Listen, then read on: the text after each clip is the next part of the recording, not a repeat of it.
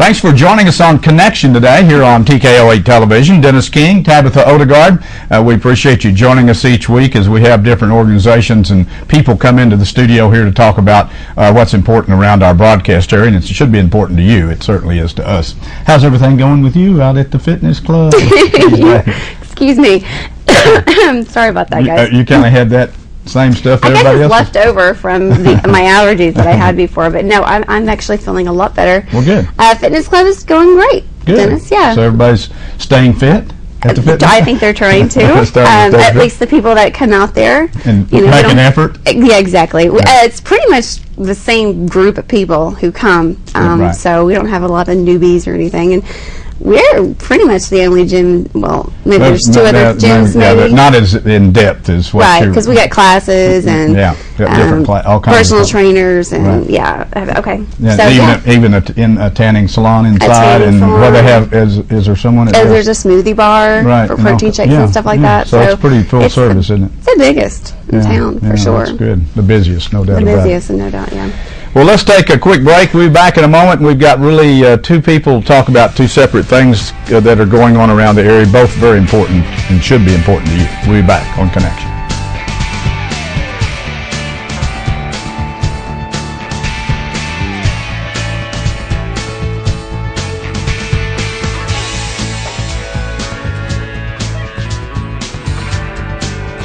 Start spinning, twisting, and pumping into a healthy lifestyle 24 hours a day at the fitness club. With all of the best equipment and personal trainers, you're ensured a workout that's fun, effective, and motivating. At the fitness club, you can enhance your glow, relax your mind, and refresh your body all in one convenient location.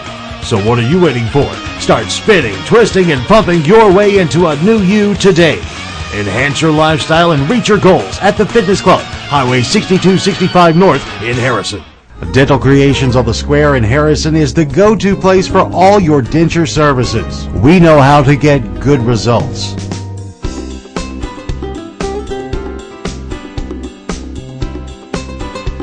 We save you time and money because our lab is on site. A dental office you will like and trust. Dental Creations on the Square in Harrison, next to Harness Boots. Just look for the big red boot next door. Call today. You'll be glad you did.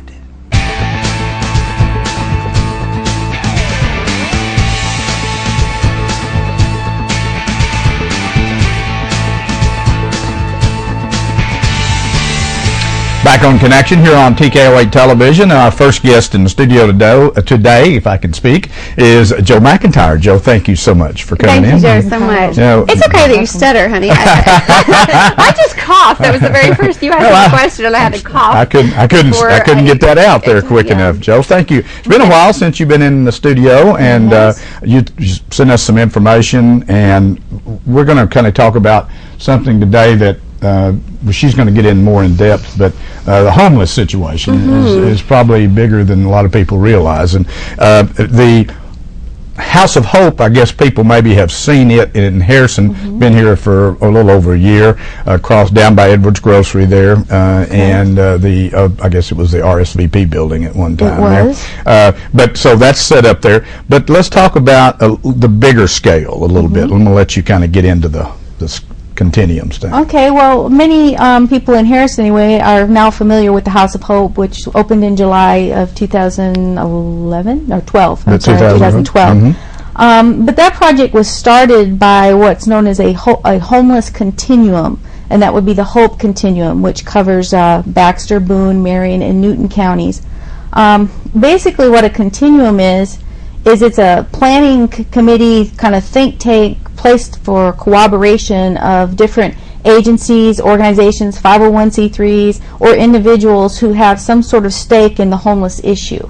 Okay. So basically, their job is to figure out what the barriers are to the homeless, getting help with mainstream services, getting on their feet, and figuring out solutions. And the House of Hope was one of those solutions for Boone County, because unless you were a victim of domestic violence, there was no direct homeless services in this area at all. We have a lot of Main Street services like soup kitchens and clothing closets and stuff, but many times those mainstream services, because of the unique situation of being homeless, is difficult for them to have access to. I see. If somebody wanted to help you guys out at the Continuum, who would they need to contact, or if they want to get involved, if somebody wanted to help out? Okay, well, they can call me. My number's 870-715-2933. That's Joe McIntyre. You're in the old Federal Building down here. I'm in the basement of the there? old Federal Building. Okay. And let's just talk a little bit about maybe the makeup of the homeless population in the area. And we were talking before we started the show. We asked some good questions, and you particularly did ask some good ones. So where do they start? I mean, where does the homeless people have to put their head down? Well, the more fortunate ones, may have a car that they stay in. The majority of the homeless people in a rural area do what we call couch surfing. Okay. What's that? Basically, it's they find a friend or a relative or someone that will allow them to sleep on their couch for, it could be a few nights, it could be a month. And basically until they wear out their welcome. Okay. And then they have to go find somewhere else to stay. And there may be times when they're staying in a park or the woods or whatever in between there while they're looking for another couch to stay on. What many people don't realize is that a lot of those people who are couch surfing are doing it with one or more children in tow. Our last point in time count revealed to us that about 32% of our homeless people are children. Oh wow, that's a lot. And for homeless people to have, for children to be a part of a homeless situation is, even more difficult because children don't understand. They don't understand. Now, I would assume just talk about children just a little bit. Would these children would the families have them enrolled in the school system? Yes. So they would they could at least be a part of the school lunch program, and they even have a breakfast program so they would maybe be able to get meals a little more relatively often, I guess. They would, but then a lot of the situation is, they get uprooted a lot. Okay. Many times if you're couch surfing and you're staying with Grandma or Aunt Sally or whoever, and then Grandma and Aunt Sally's kind of had all, because you're talking doubling up. Yes. It could be a stressful situation for everyone. Then you have to find somewhere else to go. Okay. Well, that may not be in your school district. Sure. So it may be a constant uprooting, moving situation, which is, kids need consistency, so that's tough. And just, imagine trying to stay in school and keep up with the class and when you're going through this stressful situation. Now that family in particular would have a car, right? Because they've got to drop off their kids at school. Sometimes. Maybe or maybe not. Or not always. They may have to rely on maybe a school bus going by that particular location that they're staying at temporarily and pick up a school bus. Rural areas, buses run most of the routes, so they might just be able to be picked up and dropped off at that temporary location by the school system. And transportation is one of the barriers. It's a bit, because when if you have no car, then the DHS office is way over here, and the Sharon Care is way over there, and the school is way. Imagine trying to get to all those places with no transportation. With no transportation to even get assistance of any kind, and so.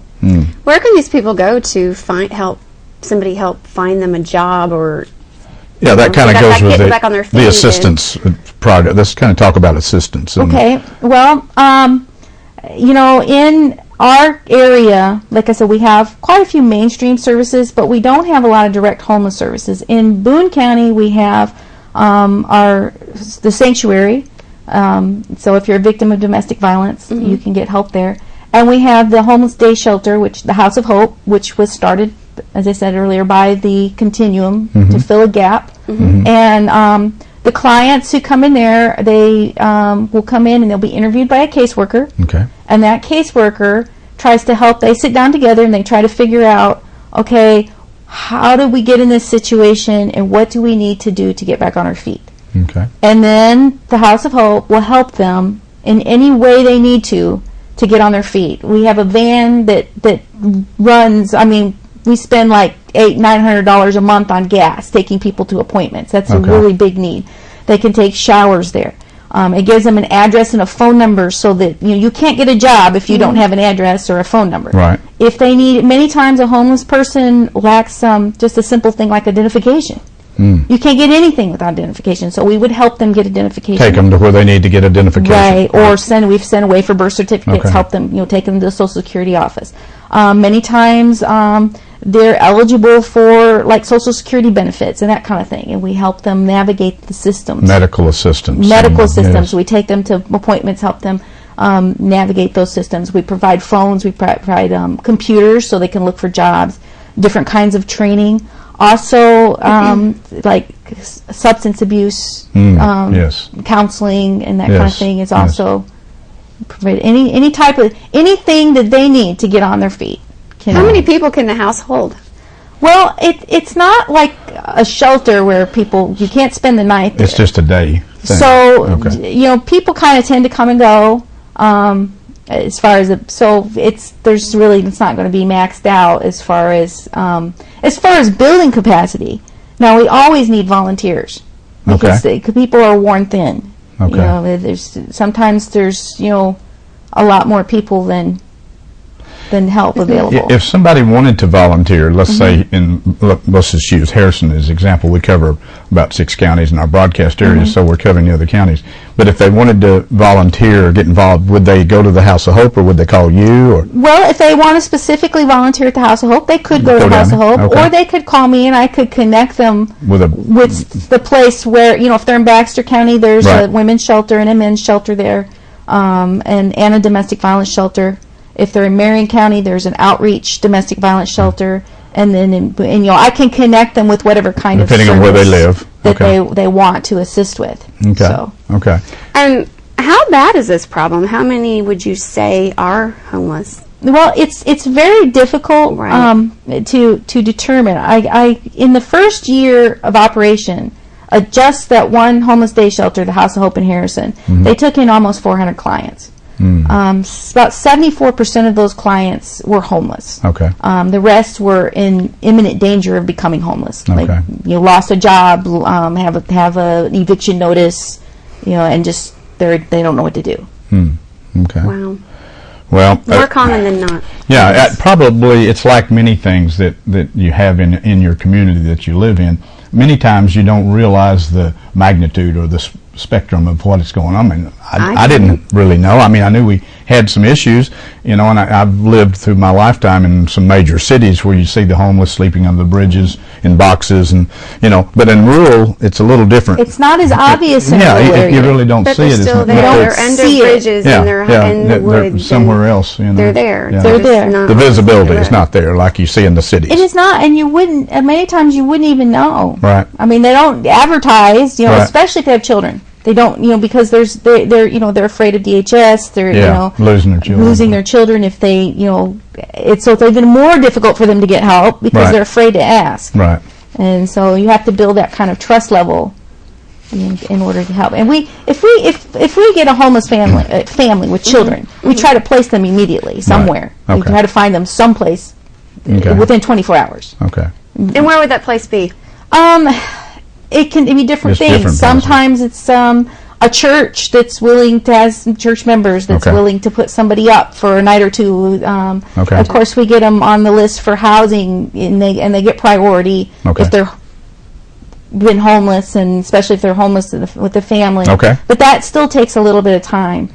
Sometimes it's just an individual who's involved in the continuum. It's wherever. Well, listen, we really appreciate you coming in, Joe. The phone number that was on this, can they get a hold of you at 870-715-2933? Yes, they can. Okay, and you're also, of course, Joe McIntyre is located in the downstairs in the old Federal Building.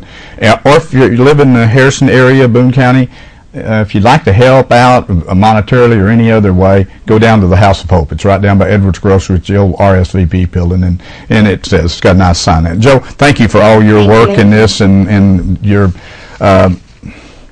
commitment to help out, and it's very appreciative, and everyone else that's part of it. Thank you for having me. Stay with us. We'll be back in a moment. We're going to talk with Sergeant Leslie Nichols of the Harrison Police Department about their child safety seat program here on Connection.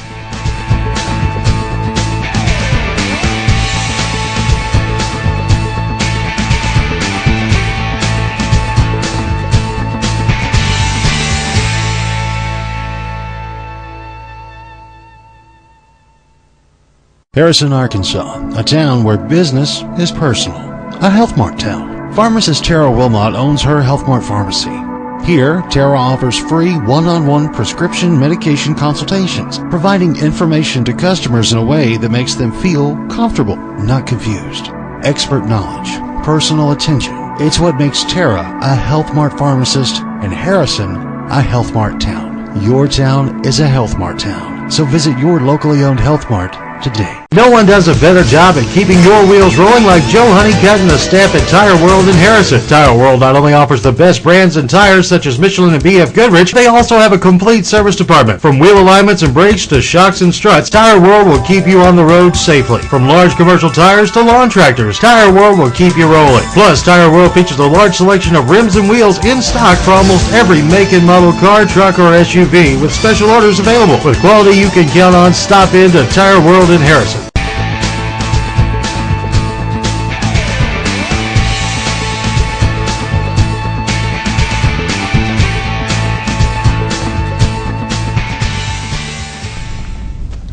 Back on Connection here on TKO 8 Television. Dennis King, Tabitha Odegaard, thanks for joining us for the second half of our show today. We appreciate it always. Hopefully bringing you some information out there that helps you out and certainly helps us out, because a lot of this we didn't even know about until we had these people on the show, so it's fantastic.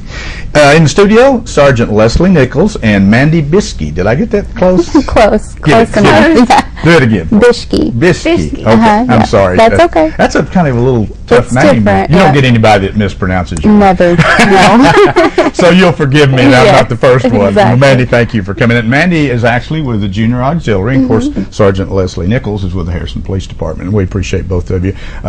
Leslie gave me an email or a call, I can't remember, but anyway, said it's time for the car seat clinic coming up, which is very important. And let's start off with, actually, Leslie, maybe you. We've got an example of a child in a car seat here.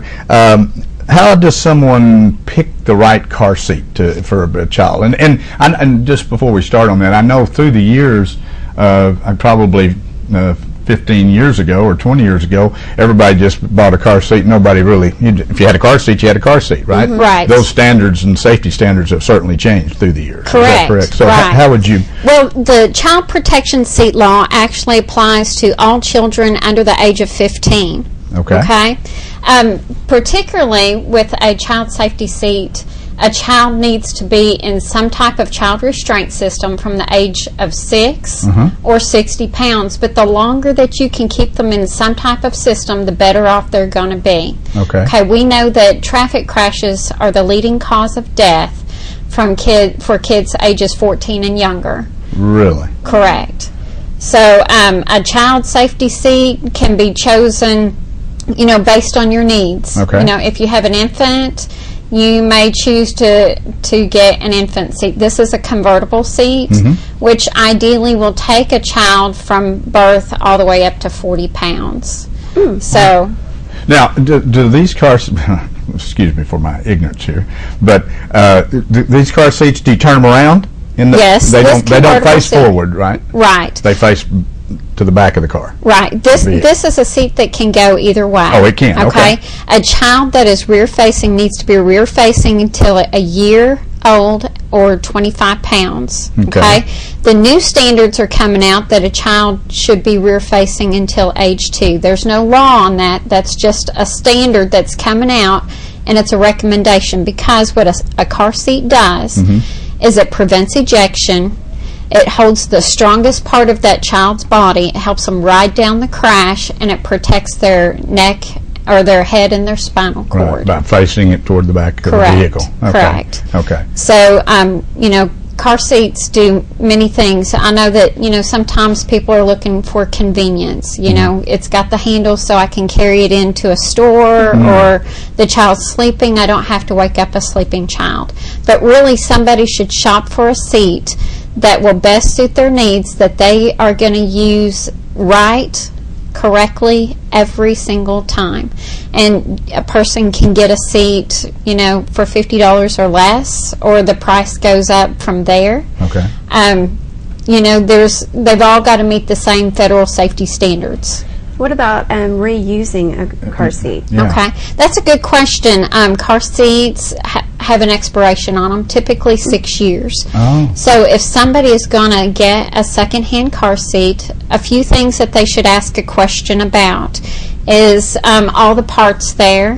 Has there ever been a recall on it? Has that recall been modified? Has the changes been made? They need to look at the webbing to make sure the webbing is not worn. Okay. And then ask things like, has that car seat been involved in a crash? If it's been a moderate to severe crash, they should not use that seat. They should consider using or purchasing a brand new seat. And a moderate to severe crash can be something where the airbags have deployed or someone in the car was injured. Wow. Okay, the size of the seat or the style of the seat. If I was going to go to purchase a car seat and I wanted to be able to use that as long as I could with that child, because the kids outgrow their shoes, outgrow their clothes, do they outgrow the car seat at certain They points? can, I'm sure certainly. There's a lot of seats out there on the market that, will take a child from birth all the way through their car seat years. Okay. Okay, and those typically are more expensive. They cost more money. But, you can certainly invest in a car seat that's more economically priced and then purchase a car seat as your child grows. So it's kind of a catch-22. You may have to purchase 2 or 3, or you could get one that would fit through their entire car seat lifespan. Correct. That they're going to need one, and not have to purchase another one. Right. So I guess it's like anything else. You just got to make a decision what's best financially for you at the time. Absolutely. For you and the safety, obviously, of the child. Okay. Okay. And we're going to talk about your clinic last, but installation of a car seat. People don't. Is it complicated? How does someone know how to do it? You would assume that it's not complicated. Sometimes you do have to look at the book that comes with the seat and look at your manufacturer for your automobile in order to make sure that everything is working together. Okay. We can certainly at the clinic, if a parent or a caregiver is having trouble installing a seat, we can show them the best things that they can do in order to get that seat installed properly. Okay. Children are top heavy, which means that their necks are not really strong enough to support their heads. So if it's a rear-facing child, we can use something like a towel and show them how to roll that towel up to get the child at a correct angle, at a 45-degree angle. Okay. There's just a variety of things. Sometimes we see that, the parent is doing the best that they can in order to secure their child, but maybe they've just used the wrong belt path, or we can show them how to use the latch and anchor system, So those are a few things that we can show them if they feel like it's too complicated. I'm assuming is the car seat itself, is it set up for multiple type vehicles? I mean, do they make them car specific or automobile specific? They're not made car specific. Okay. However, sometimes folks will have trouble with a more compact vehicle, and especially if they have more than one child that's in a child restraint system. I didn't even think about that. Yeah, so we can show them how to do some of those things. Another thing that somebody needs to take into consideration is that they should not put a child that's in a child restraint in front of an airbag. Okay. All right. So that's something else to think about. Yeah. Let's talk about the clinic. When is that? October 19th at Walmart? Is that correct? Right. We're going to host our car seat clinic. Junior Auxiliary is always real good to come out and help us. It's a process, and we know that folks are in a hurry, and we like to get them in, educate them, and let them be on their way. But it's at Walmart here in Harrison from 9 to noon on Saturday, October 19th. Okay. And we're coming up on a busy travel season too, so it's a real important time to show parents or caregivers how to install those car seats. So if you have any questions about installing a car seat, or even if they just wanted to come by and say, double check, am I doing this right? That's even better, because some people don't know for sure if they've got their seat installed right, and they can help. The professionals can help them out. Right. Now, did Junior Auxiliary purchase car seats, or how does Junior Auxiliary? We work with Dimensions out of Jonesboro, Arkansas, and they'll bring over car seats available for long-term loan for those folks that need them. Okay. Of course, we're checking existing car seats for recalls and defects and things like that, proper installation. Junior Auxiliary always does a real good job helping us out, and maybe she'd like to share a few things that they do with us. Yeah, Mandy. Yeah, we just try to help, and like she said, people are in a hurry and they want to get them in and out and as fast as they can, so we try to have people stationed to help people fill out the registration forms, and they have to fill out stuff for each child and stuff, and then direct them to the people that are helping them with their car seats, and just get them in and out as quickly as possible. And if there are multiple children just standing there, we try to help entertain and make it a little easier for them. Entertain the kids. Yeah. Well, that's good. So it's a good joint effort between Junior Auxiliary and the Harrison Police Department. And our job, we're pretty busy, and for them to pick up and help us with the paperwork, there is paperwork involved, because the paperwork helps to keep accountability as far as the numbers of the folks that we've served. Okay. So that way we know that when we host these clinics that, we're getting a good variety of people out there, and we're, meeting their needs. And it's not open to just Boone County people. Anybody that's traveling through the area is welcome to stop. And we're coming up on a holiday time too, so it's going to be pretty busy. We've got a couple minutes, but roughly, like last year, how many people will you help during this clinic? I think we served about 68 last year. That's a lot. If you think about it, that takes quite a while. Time you go through all the logistics of the seat, or if they need a seat, or if they have one already, and checking it out and so forth. So that's a good thing. Is there anything the public can do, or do you need donations, or you need any more volunteers, or you pretty well got it under control? Of course, they can always look up Dimensions or Safe Kids. There is a place to contribute if someone would like to contribute. However, the Harrison Police Department does apply for and receive a grant for a limited number of seats, so that way we can help the public, those folks that are needing something for a long-term loan. That's good. It's a great program. It really is. I've been out by there when they're checking them at Walmart on a Saturday, and people are lined up there, and people are very appreciative, because it's pretty complicated. Even if they have a car seat, it's complicated to find the right information you need, or make sure your child is safe about it. So, well, we appreciate both of you coming in and doing this. And again, remember, this is the date, Saturday, October the 19th. It's from 9 a.m. until 12 p.m. If you're in our broadcast area, you don't have to live in Boone County or in Harrison. They'll help anyone. You can go to Walmart Supercenter on Highway 65 North, and they'll be set up out in the parking lot there, so you can't miss them. There'll be lots of people around. Sergeant Leslie Nichols, thank you so much. Mandy Biskey? I got it right. Oh, my gosh. She's not going to send me a dirty email because I didn't get the name. We appreciate both of you coming in. And Leslie, thank you so much for all your hard work through the years and all the many things you do for the community and the Harrison Police Department. Well, I appreciate you having us out today. We appreciate it very much. Thanks for joining us again on Connection today. We hope we brought some information to you about these organizations and what they're doing to help you in our community here. And it is our community, so we all need to chip in and be a part of it. Hope you have a great week at the fitness club. Keep everybody fit out there if you can. Thanks for joining us. We'll see you again next time.